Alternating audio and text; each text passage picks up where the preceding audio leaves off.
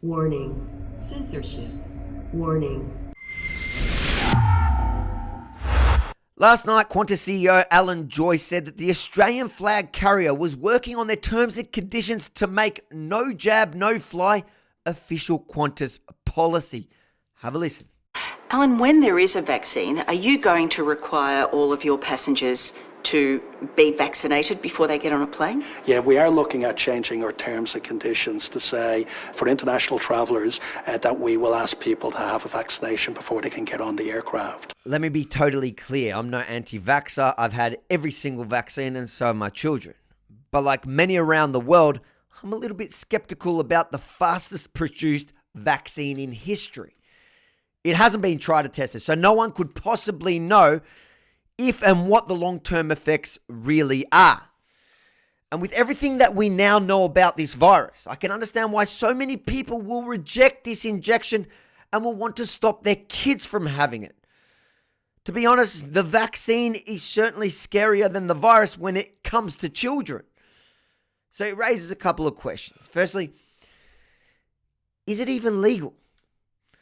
Well, for those of you who don't already know, we currently have no jab, no pay, and no jab, no play legislation that essentially forces parents to vaccinate their children or suffer consequences that most couldn't possibly bear, such as no childcare and family tax benefits. Now, whether you agree or disagree with that mandatory vaccination legislation or not, it set a precedent, and now that precedent will be used. Now, Qantas may not be able to get away with this alone. They may need legislation to support them, but in the current climate, let's be honest, I doubt it'll be very hard, as both sides of politics here and around the world seem to have sold their souls to the highest bidder. But this is like any vaccine.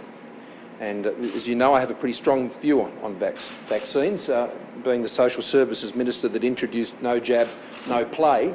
Now you're probably asking yourself, if I'm forced to take that vaccination so I could go visit, let's say, my mum and grandma in Israel, and it turns out there were some of those long-term side effects that people are worried about, will Qantas pick up my medical bill? I doubt it. But I'm sure the government legislation will be built in a way to protect them. So again, is it legal? It likely will be. Is it moral? Abso-bloody-lutely not. Did you like this report? If so, let the world know by hitting that little like button below. Then make sure to head over to Rebel News on YouTube right now. Subscribe. Hit that notification button so you never miss a thing. And most importantly, make sure to share this far and wide to help spread the truth, because I guarantee you, these are not the questions you'll hear in the mainstream media, as they've been bought by the same people who own Qantas and the government.